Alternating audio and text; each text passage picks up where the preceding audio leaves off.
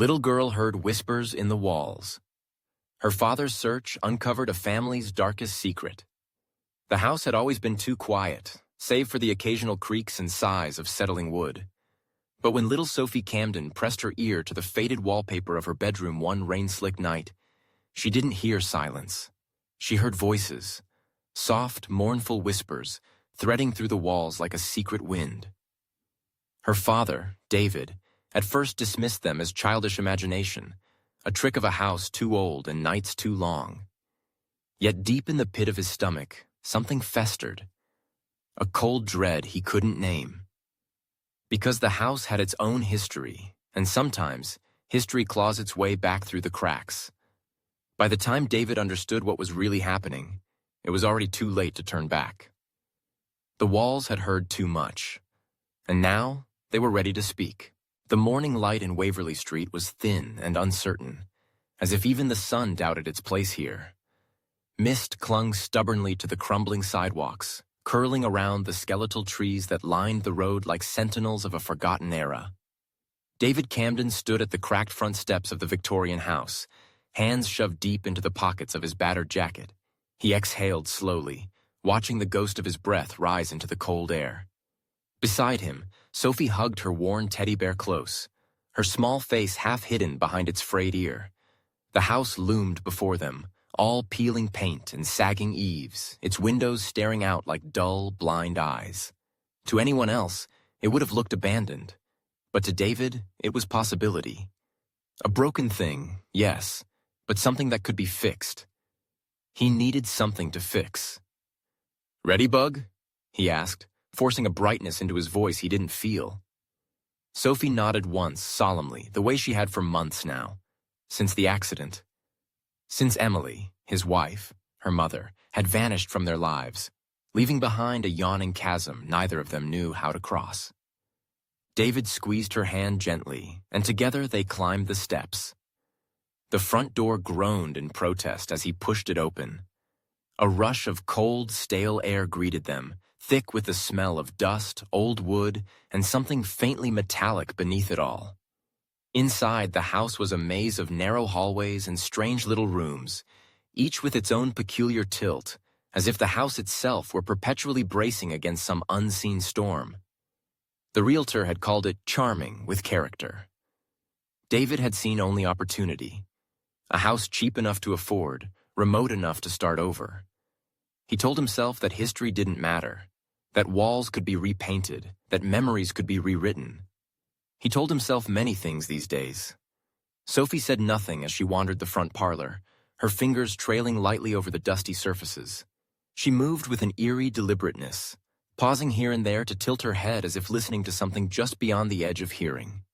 David shivered and rubbed the back of his neck. "Big adventure, huh?" he said, trying again.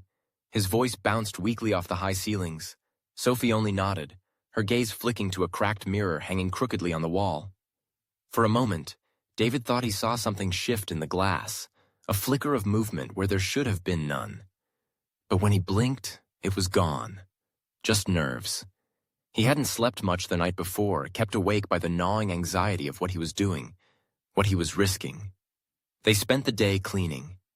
David tackled the kitchen, scrubbing grime from the counters and clearing nests of spiders from the cabinets. Sophie disappeared upstairs, her small footsteps soft against the warped wood floors. He called up to her once when he realized he hadn't heard her in a while. No answer. Dropping his sponge into the murky water, David wiped his hands on a towel and climbed the stairs, his heart quickening. He found her in one of the bedrooms, hers now, sitting cross-legged on the floor. She was facing the far wall, her back to him, her head tilted at an odd angle. "Soph?" he said carefully. She didn't turn around. David crossed the room in 3 strides and crouched beside her. "What are you doing, Bug?" She looked up at him then, her blue eyes solemn, too old for her 7 years. "Listening," she said softly. He opened his mouth to ask what she meant, but something in her expression, a kind of fragile, trembling seriousness, stopped him. Instead, he reached out and tucked a strand of her hair behind her ear. "It's just an old house," he said, though the words felt thin, useless. That night, after a dinner of boxed mac and cheese eaten off unpacked moving boxes, David tucked Sophie into her narrow bed. The room smelled faintly of mothballs and dust, but she didn't complain. He sat on the edge of the bed for a while after she closed her eyes, just watching her breathe. In sleep, she looked even smaller, lost beneath the heavy quilt. Downstairs, the house creaked and settled with the night's deepening chill. David told himself it was normal. Old houses made noises. It was nothing. It was nothing. He turned off the lamp and slipped out, leaving the door ajar. Hours later, the sound of shuffling woke him. He blinked into the darkness of his own room, heart thudding, and realized he wasn't alone. Sophie stood by his bed, her teddy bear dangling from one hand. "Daddy," she whispered, her voice trembling. "They're talking again." David sat up, reaching for her. "Who's talking, Bug?" She pointed back toward the hallway. "In the walls." He froze. In the silence that followed, he thought he heard it too. A faint murmur, like distant voices just at the edge of hearing. A chill spread down his spine. He wrapped his arms around Sophie and pulled her into the bed beside him. "It's just the pipes," he murmured into her hair. "The house is old. Pipes can sound funny." But in the hollow spaces behind the walls, the whispers continued. Low, urgent, persistent. And David, lying stiffly awake in the dark, began to wonder if they had made a terrible mistake. The next morning dawned gray and sullen, a thin drizzle pattering against the cracked windows like ghostly fingers tapping to be let in. David stood at the kitchen sink, nursing a mug of stale coffee, staring blankly into the overgrown backyard. It was a tangle of weeds and rusted fences, a forgotten place that seemed to sag under the weight of its own neglect. Behind him, the house murmured and shifted, floorboards groaning in a lazy protest. Ordinary sounds, he told himself. Houses had to breathe too. Still, the unease from the night before clung to him like a second skin. He hadn't dreamed, or if he had, he didn't remember it. Only that feeling remained, that the walls themselves had been speaking, and he had heard them. Across the room, Sophie sat hunched over a pad of paper, her brow furrowed in concentration. Crayons lay scattered like fallen soldiers around her, and as he moved closer, David glimpsed the drawing taking shape beneath her small hand. A woman, tall and thin, wearing a flowing blue dress, stood weeping beside a blackened fireplace. Beside her, almost hidden, was the figure of a child. A little boy, eyes wide and hollow, peeking out from behind a door. David's stomach twisted. He forced a smile into his voice. "That's pretty detailed, Bug. Who's that?" Sophie didn't look up. Her crayon moved slowly across the page, adding something he couldn't quite make out. A shadow reaching toward the boy. "They live here too," she said simply. David knelt beside her. "Honey, it's just you and me here. Nobody else, remember?" At last, Sophie glanced at him. Her expression was unreadable, but her eyes were bright and fevered. "They're lonely," she whispered. "They miss their family." David reached out and gently closed the pad of paper, heart pounding faster than he liked. "How about we draw something happier, huh? Maybe a picture of the new swing set we'll put in the yard." Sophie only shrugged and climbed off her chair, padding silently out of the room, teddy bear trailing behind her. David sat back on his heels, the edges of dread sharpening inside him. He thought of the house again, its sagging bones, its muttering walls, and felt a gnawing certainty. This place had been empty far longer than just physically. Later that day, after unpacking boxes until his hands ached and his mind dulled, David found himself standing outside their nearest neighbor's house, a squat brick bungalow with neat hedges and a sagging porch swing. He hesitated at the gate. It felt strange after months of retreating from the world to force himself forward. But he needed answers. He needed to believe there was a normal explanation for the things he didn't want to admit were happening. An elderly woman answered the door, her lined face wary above a thick sweater. "Morning," David said, mustering a smile. "I'm David Camden, just moved into number 23. She didn't return the smile. Her gaze flicked past him, toward the looming shadow of his house. "You bought the old Wren place," she said. It wasn't a question. David blinked. I guess. The listing said it had been empty a long time. The woman pursed her lips, glancing back over her shoulder before stepping onto the porch, pulling the door nearly closed behind her, as if she didn't want whatever lived inside to hear them talking. People don't stay long in that house, she said quietly. Too many bad memories. What kind of bad memories? Her eyes darted to his, sharp and assessing. She hesitated. Accidents, fires, strange things, always with children. David felt the words land heavy and cold in his chest. You'll see, the woman said finally, almost kindly. The house chooses who it lets stay. Or who it lets go. With that, she slipped back inside and closed the door, the finality of the latch clicking into place, echoing across the porch. David stood there for a long moment, the drizzle soaking into the shoulders of his jacket, before finally turning back toward home. Home.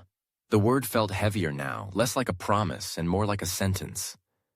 That evening, as David was setting out mismatched plates for dinner, he noticed Sophie's pad of paper sitting abandoned on the stairs. Curiosity prickled at him. He picked it up and flipped through the pages. More drawings, each stranger than the last. Shadowy figures standing by her bed, eyes like empty pits, a twisted tree growing inside the living room, long crooked fingers reaching out from cracks in the walls. And tucked between the pages, almost hidden, was a scrap of something older. Thicker paper, browned and fragile. It wasn't Sophie's drawing. It was a torn fragment of lined journal paper, written in a childish scrawl. I hear them at night. I try not to listen. Mommy says don't listen, but they call my name. They say they miss me. David's breath caught. The writing was faded, the edges crumbling between his fingers. This hadn't come from any of the boxes he unpacked. It had been here already, somewhere in the house. He set the paper down carefully, the room spinning slightly around him.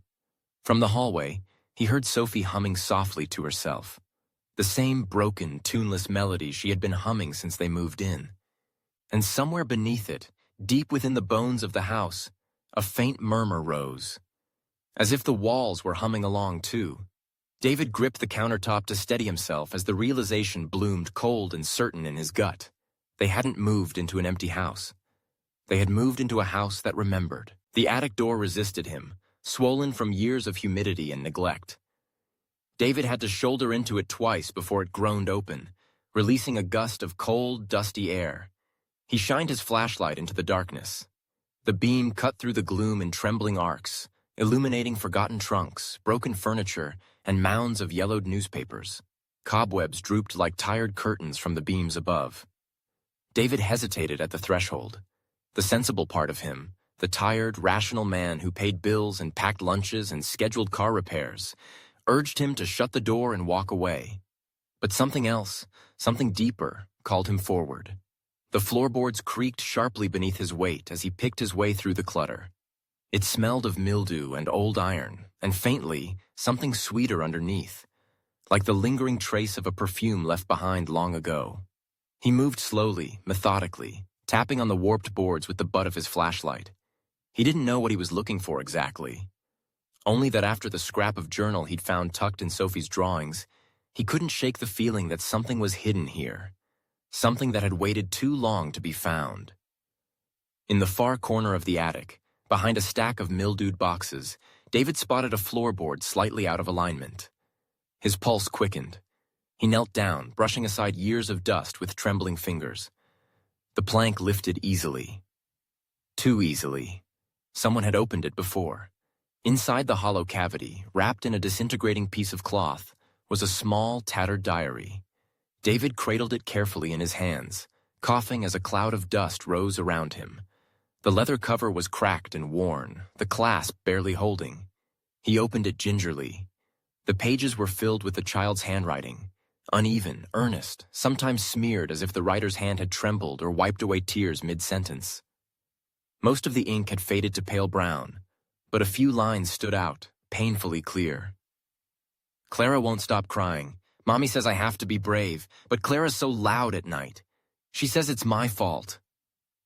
David swallowed hard. He flipped to another page.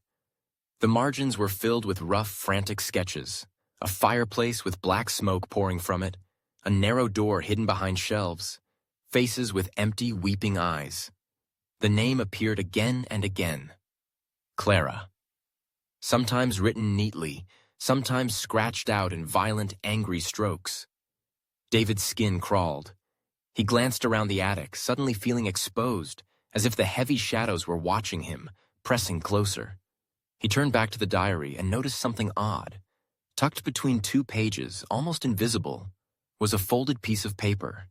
He pulled it free and unfolded it. It was a map, a crude child's map of the house. Rooms were drawn as uneven boxes connected by crooked lines. Stairs were marked with jagged arrows, and in the center, marked with a shaky red X, was Sophie's bedroom. A heavy silence pressed down on David's chest. He turned the paper over, half expecting more childish scrawls. But there was only a single sentence written there, so faint he had to tilt it toward the flashlight beam to read, "She hides where the house forgets her."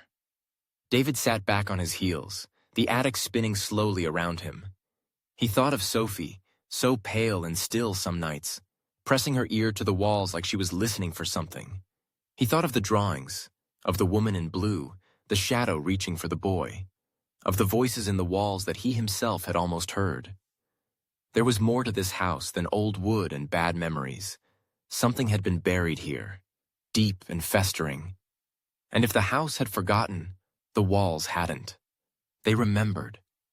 Somewhere below him, he thought he heard it again. A soft murmur, like breath against plaster, like a voice worn thin by time but still calling out from the darkness. He closed the diary, tucking it under his arm, and made his way carefully back across the attic. As he pulled the door shut behind him, the old house seemed to shudder around him, as if exhaling after holding its breath too long.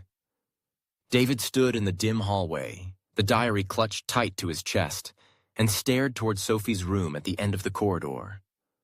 Her door stood slightly ajar. Inside, he could just see her small form sitting up in bed, her face turned toward the wall. Listening. David barely slept that night. He lay awake listening to every creak and sigh of the house, every shifting board and brushing gust of wind. His mind twisted through the fragments he had uncovered. The diary, the crude map, the child's desperate words. She hides where the house forgets her. He rose before the sun, moving through the house in near darkness. The old floors moaned under his bare feet as he passed Sophie's room. He paused there, his hand brushing the doorframe. Inside, Sophie slept curled into a tight ball, her teddy bear clutched to her chest. He forced himself to move on. The study was one of the few rooms he hadn't yet properly sorted through. A long, narrow space lined with dusty built-in shelves. Books still sat abandoned on them. Yellowed, brittle novels, volumes on architecture, ancient atlases with cracked leather covers. David moved methodically, running his fingers along the shelves, looking for anything that felt wrong. The third shelf on the left caught his attention. It sagged slightly under the weight of its contents, but not from age. No, the wood was newer here, not quite matching the others. Rougher grain, different nails. He pressed his palm against it. It flexed inward. Heart hammering, he leaned his full weight against the shelf, and with a soft, reluctant groan, it shifted backward, swinging open on hidden hinges. A door, or at least something like one. Behind it, darkness yawned. A narrow, low opening, barely 3 feet high, framed in rough-hewn timber. Dust swirled thickly in the air, disturbed for the first time in who knew how long. A crawl space. David shined his flashlight into the blackness. The beam caught walls paneled with rotting wood, a low ceiling where cobwebs draped like funeral veils. The passage stretched into the shadows, vanishing into the unknown guts of the house. The smell hit him then, musty, damp, tinged with something sharper underneath. Old iron, rust, maybe something worse.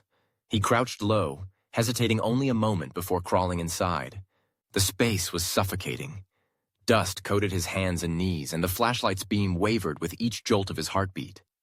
Around him, The house seemed to groan and breathe, as if aware of his trespass. The walls were close, the air dense, and the scratches, he saw them now. Must sink deep gouges carved into the wood along the crawlspace walls, fingernail marks. Desperate, David swallowed against the bile rising in his throat. Who had been trapped in here? The crawlspace twisted, turned, narrowed. He crawled deeper, breath rasping in the stale air. And then he saw it. At the far end, where the flashlight beam barely reached, something glinted faintly among the dirt and dust. David reached for it, his fingers trembling. It was a locket. Small, delicate, tarnished with age. A thin silver chain coiled around it like a snake. He wiped it carefully against his shirt and pried it open. Inside, beneath the grime, was a tiny photograph. A girl, perhaps 8 or 9 years old. Her face was serious, her hair pulled back with a ribbon, her eyes solemn and piercing even through the fading of time. Behind the photograph, etched into the silver backing, was a name. Clara Wren. David's breath caught in his throat. The name from the diary. From Sophie's whispered dreams. He crouched there, frozen, the locket heavy in his hand, the dust pressing against him like a shroud. The house seemed to close in tighter around him, the silence almost deafening. Then, so soft he almost missed it, came a sound from the darkness beyond the locket. Not the house settling, not the wind. A voice, a whisper, calling a name that might have been his, or might have been someone else's entirely. David backed out of the crawlspace as fast as he could, the locket clenched so tightly in his fist that the delicate metal edges cut into his skin. He stumbled into the study, gasping, the secret door swinging shut behind him with a muted final click. His hands shook as he wiped the sweat from his forehead, smearing dust across his skin.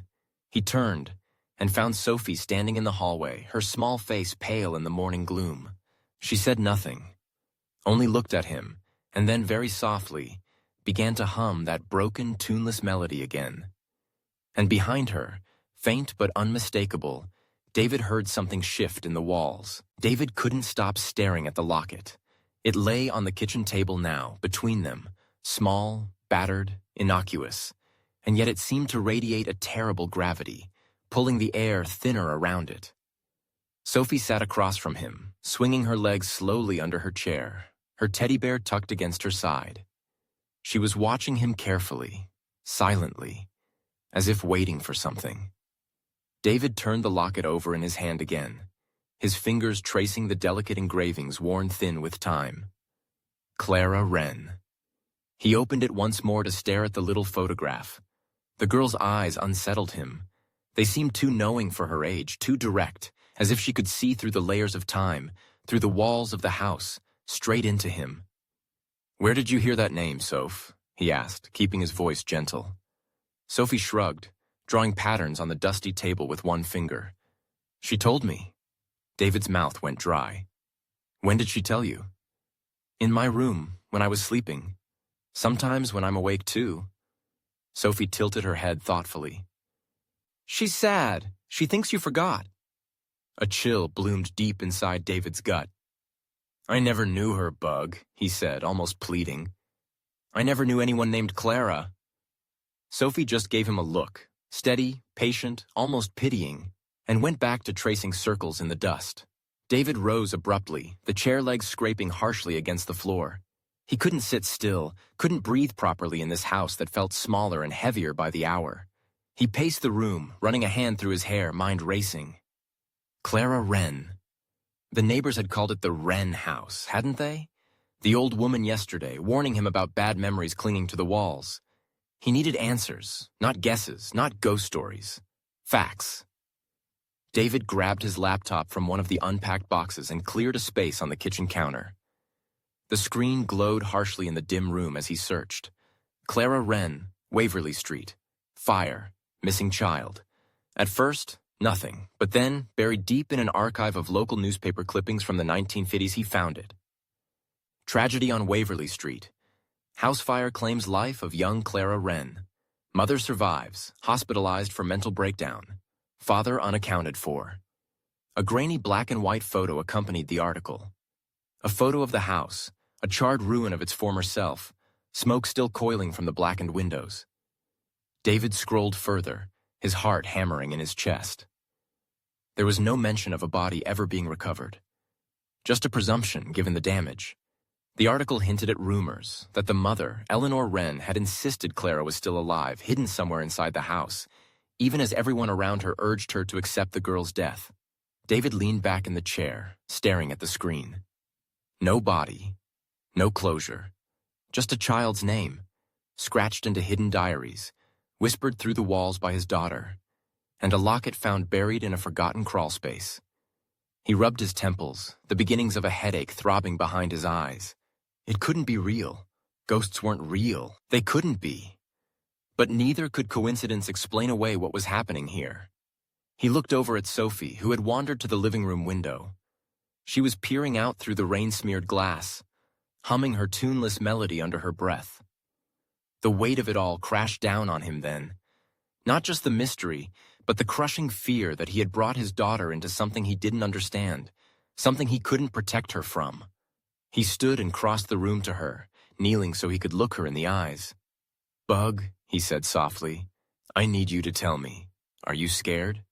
Sophie frowned thoughtfully, then shook her head. "She's not angry," she said. "She's just stuck. She's waiting." David swallowed hard. "Waiting for what?" "For you." He stared at her, the words sinking cold into his bones. Somewhere deep in the house, a door creaked softly on its hinges, the kind of sound you only hear when everything else is perfectly still. David's heart thudded once, hard. He tightened his arms around Sophie, holding her close as a new, terrible certainty settled over him. They hadn't stumbled into this by accident. They had been brought here, drawn into a story that hadn't ended when the house burned, or when the papers stopped printing the rumors, or when the walls were sealed up and the doors were locked. This wasn't just history, it was personal. The house hadn't just remembered, it had been waiting. And now it was time for David to remember too. The library smelled of dust and old paper, the air thick with the quiet hum of fluorescent lights and the faint clatter of distant keyboards. David moved down the aisles like a sleepwalker, each step weighted, each breath shallow. He had left Sophie with Mrs. Galetti, their wary neighbor, under the thinnest excuse of running errands. He hated leaving her, but he needed time. Time to piece this nightmare together before it swallowed them both. He found the local history section tucked into a dim back corner. Pulling out the heavy leather-bound volumes of public records, David sat at a creaking table and began the slow, methodical search. Wren. Clara Wren. Eleanor Wren. Fire. Disappearance. The names flickered at him through the yellowed pages like ghosts frozen in ink. After an hour, his fingers numb from turning fragile pages, he found a lead, a census document from 1948. The Wren family had lived in the house at 23 Waverly Street for nearly 15 years. Joseph Wren, the father, Eleanor Wren, the mother, and Clara Wren, their only child.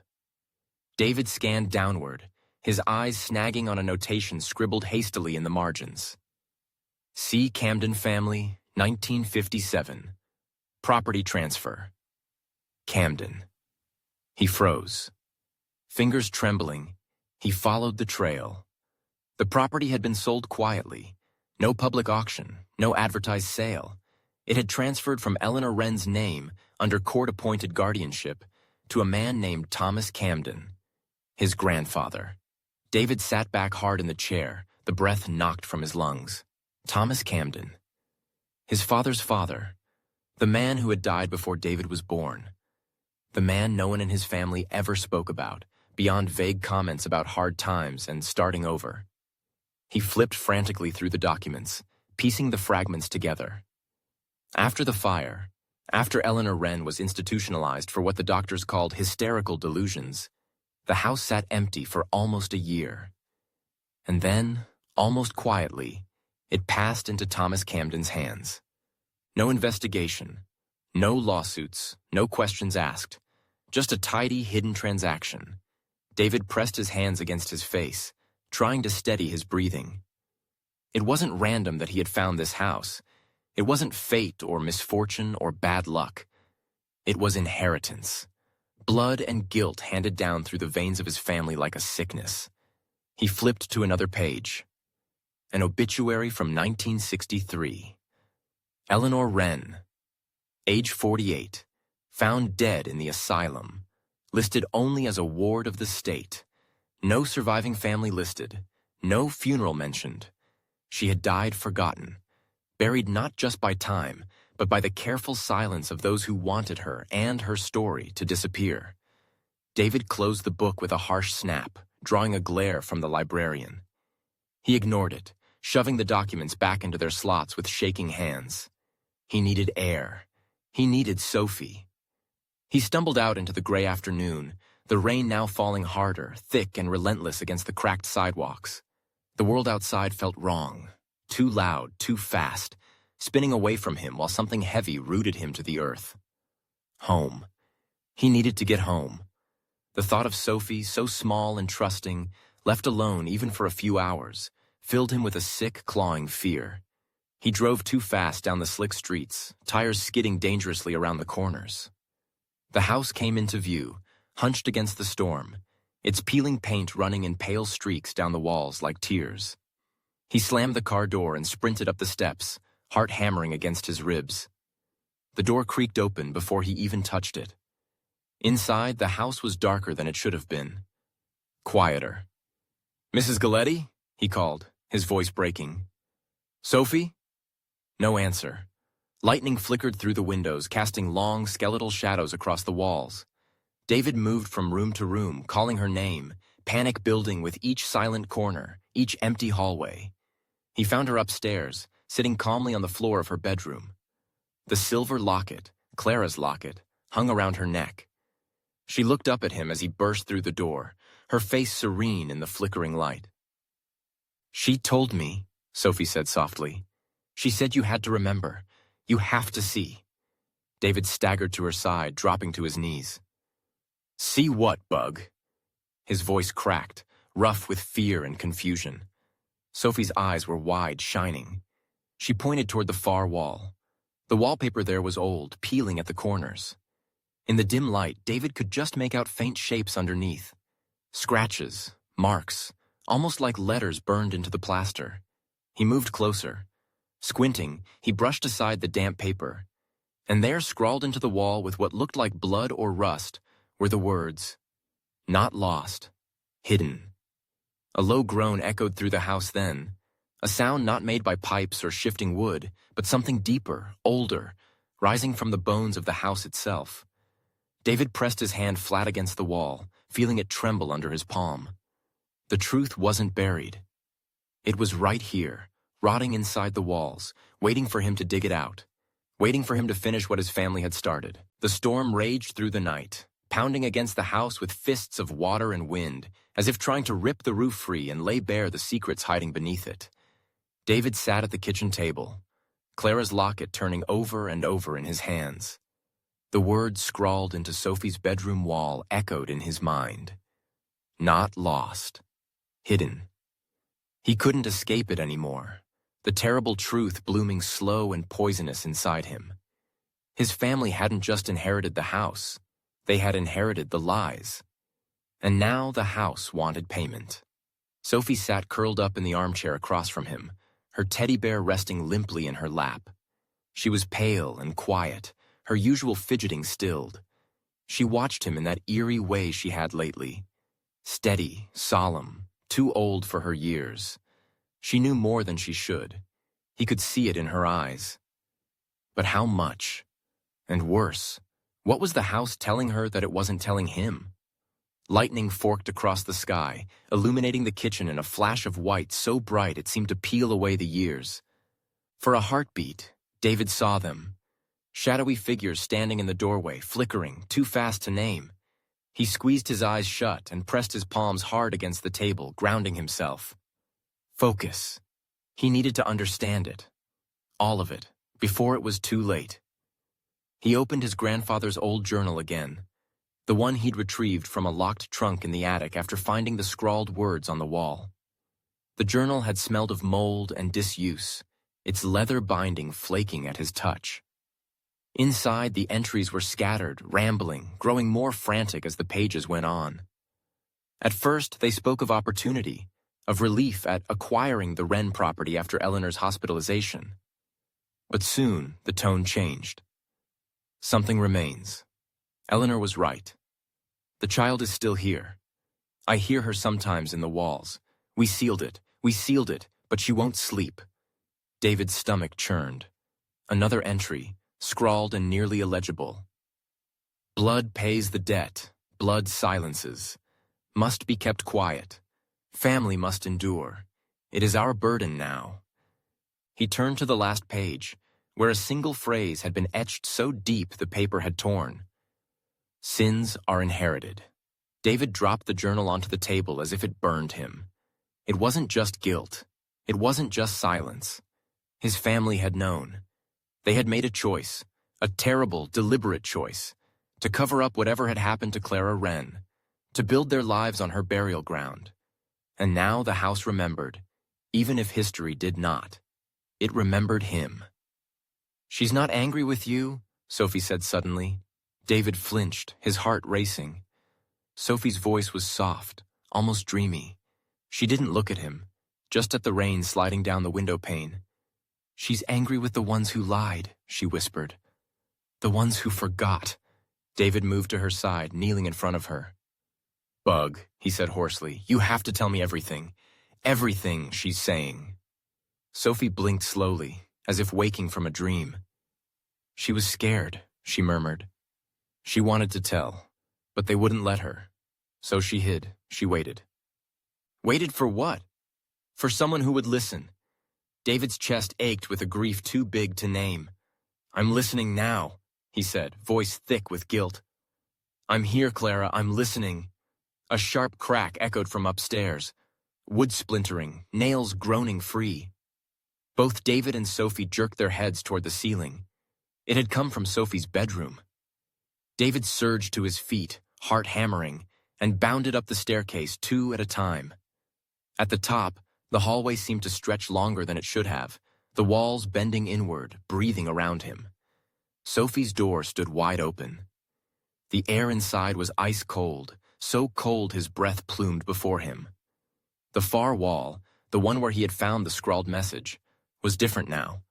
The damp wallpaper had peeled further back, revealing not just the message, but a seam. A hidden door. Almost invisible, but there. David stepped forward, hand trembling as he traced the outline with his fingertips.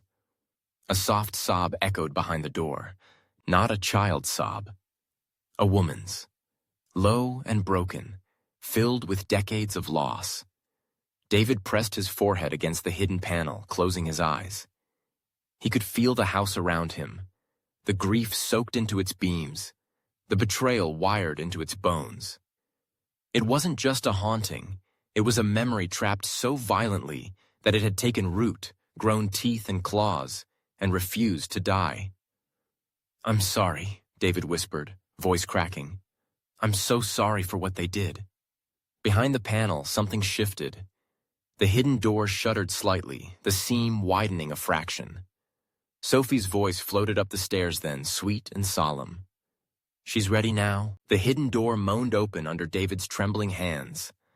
A rush of stale, freezing air spilled out, heavy with the scent of damp wood and something older, fouler, a scent like forgotten sorrow.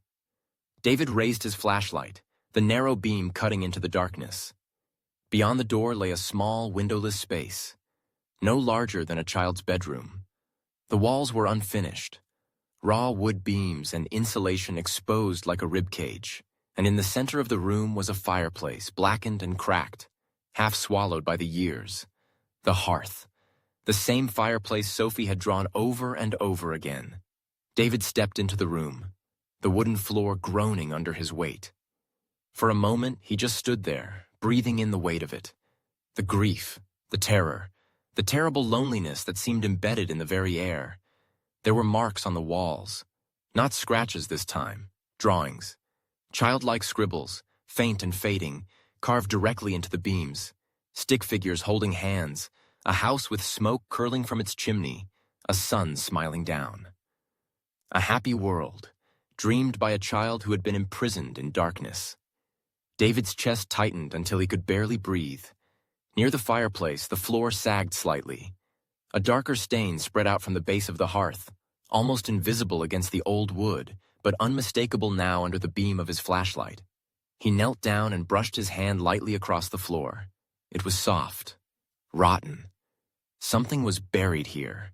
The realization struck him like a blow, but even before he could fully process it, Sophie's soft, bare feet padded into the room behind him. She stood in the doorway, the locket gleaming against her chest. "She's right there," she said simply, pointing toward the hearth. David's heart shattered. He moved on instinct, grabbing a rusted iron rod from the debris piled against the wall and began prying up the floorboards. The wood came apart reluctantly, splintering and cracking under his frantic hands. And then, a bundle, wrapped in a tattered, moth-eaten quilt. Tiny, too small. David dropped the rod and fell back, gasping. Sophie came forward, kneeling beside him. She reached out and gently touched the edge of the bundle, her fingers whisper-light. "She waited for you," she said, voice steady, serene. "She knew you would come." David pressed his hands to his face, tears slipping between his fingers. It wasn't just a ghost story. It wasn't just the house whispering its pain. It was a crime. A betrayal so deep it had poisoned the house, had twisted it into something broken and aching and alive. He forced himself to uncover the small, crumbling remains. A child's bones, curled tightly as if trying to stay warm, as if waiting for someone who never came. Beside them, a small scrap of cloth, blue, the same color Sophie had drawn so many times, clung stubbornly to the remains. David sat back, his body shaking with horror, rage, and grief. The fire had never taken Clara. She had been hidden, sealed away, and everyone who could have saved her, everyone who could have spoken her name and shattered the silence, had turned their backs, including his own blood. The walls around him seemed to groan, a low, sorrowful sound vibrating through the beams and floorboards. The house itself wept. David turned to Sophie, reaching for her. "I'm so sorry, Bug," he choked out. "I'm so sorry you had to feel all of this." Sophie leaned into him, resting her small head against his shoulder. "She's not angry at me," she murmured. David tightened his arms around her, trying to shield her, to protect her from the terrible weight of it all. "No," he whispered. "She never was." Thunder rumbled overhead, rattling the broken glass of the hidden room's narrow ventilation slit. In its echo, David thought he heard voices, not whispers now, but weeping, release, and something else, gratitude. Sophie stirred slightly. "She wants you to know it's not over," she said, looking up at him with eyes that seemed too deep, too knowing. "What do you mean?" David asked, heart hammering. Sophie lifted the locket from around her neck and pressed it into his hand.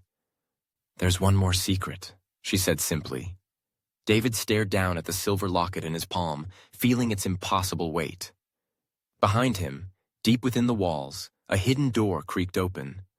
Not the one he had found. Another, waiting. The new door was behind the basement wall. David had followed the sound, not with his ears, but with something deeper. A resonance in his bones. A vibration in the silence that pulled at him with invisible strings. The old breaker panel had swung open by itself, revealing not wires, but stone. A different foundation. Older than the rest of the house. Behind it, mortared bricks, just slightly uneven, as if laid in haste by hands that shook. And in the center, a hollow behind the bricks, faintly breathing. David tore through the wall with nothing but a crowbar and his bare hands, dust choking the air as stone gave way beneath his fury. Behind the bricks was a low tunnel carved crudely into earth and stone, barely tall enough to crawl through. It led beneath the house. He didn't hesitate. The passage grew narrower, the air colder.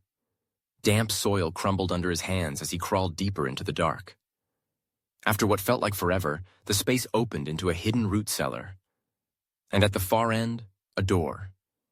Not just wood this time. Iron. Heavy. Bolted. Sealed. He stepped forward, shining his flashlight across its surface. Etched into the iron were names, barely legible through the rust. Clara. Eleanor. And one more. Joseph. Clara's father. David hesitated, his hand hovering above the latch. It was cold, almost freezing to the touch. He drew a shaky breath, then pulled. The door groaned open. Inside was a room preserved in silence. Dust hung suspended in the beam of his flashlight like motes of memory. There was furniture here, half burned, as though someone had tried to destroy it all and failed.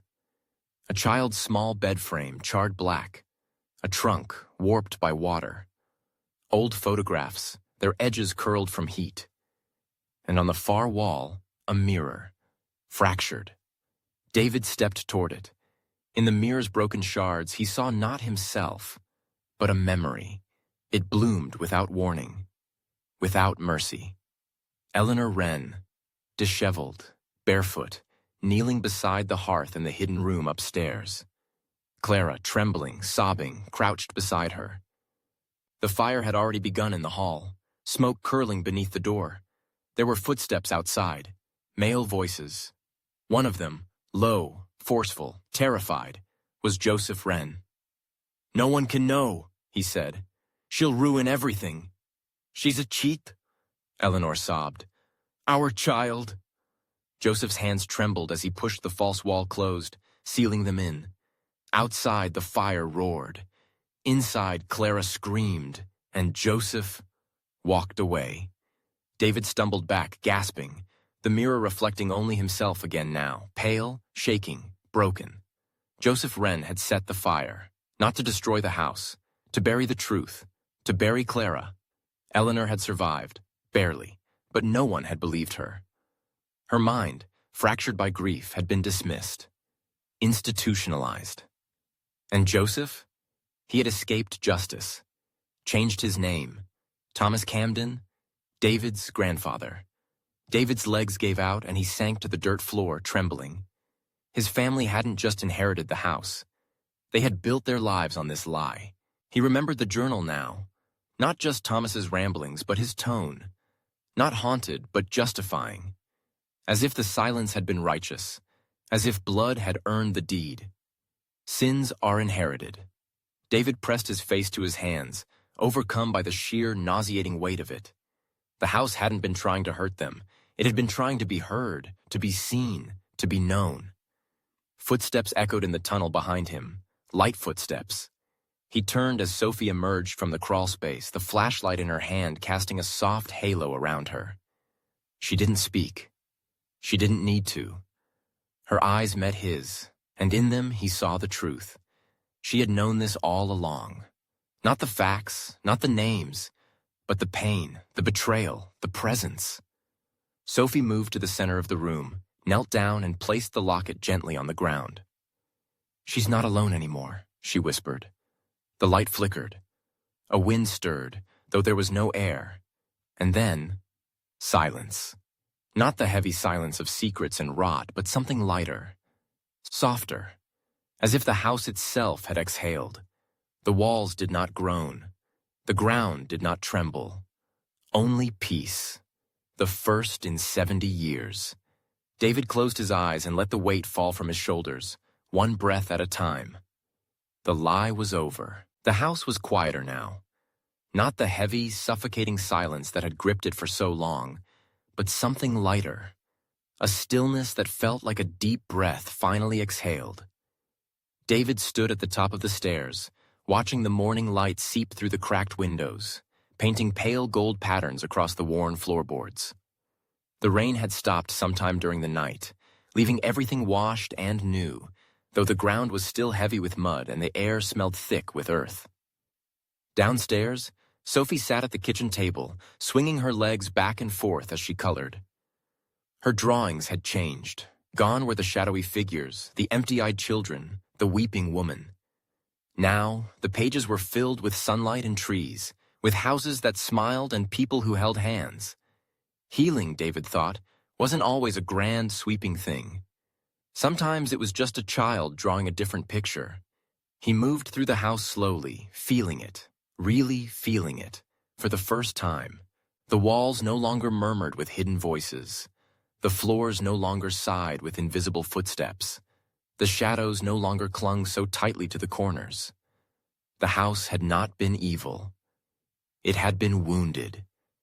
And now, at last, it was mending. David made his way to Sophie's side. She looked up at him and smiled, a real smile, bright and unburdened. "Better?" she asked. He nodded, ruffling her hair gently. "Better," he said, though his voice caught slightly. There were still scars, for both of them. For the house, some pain does not vanish. It weaves itself into the wood and the stone and the marrow, becoming part of the story, part of the foundation.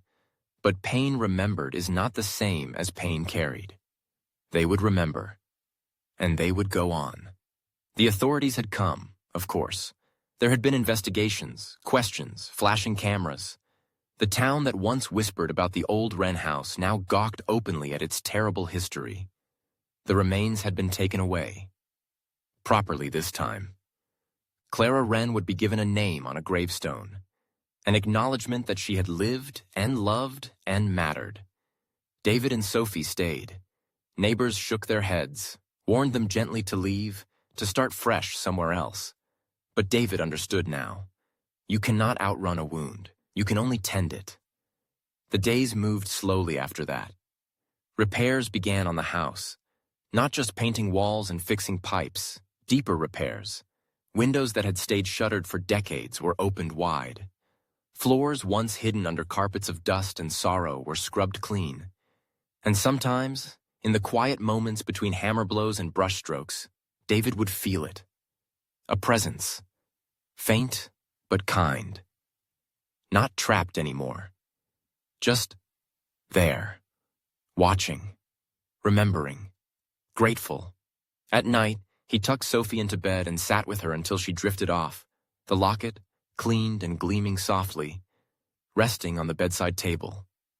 When he closed her door, he would press his palm lightly to the wall beside it. Not to listen for whispers, but to say good night.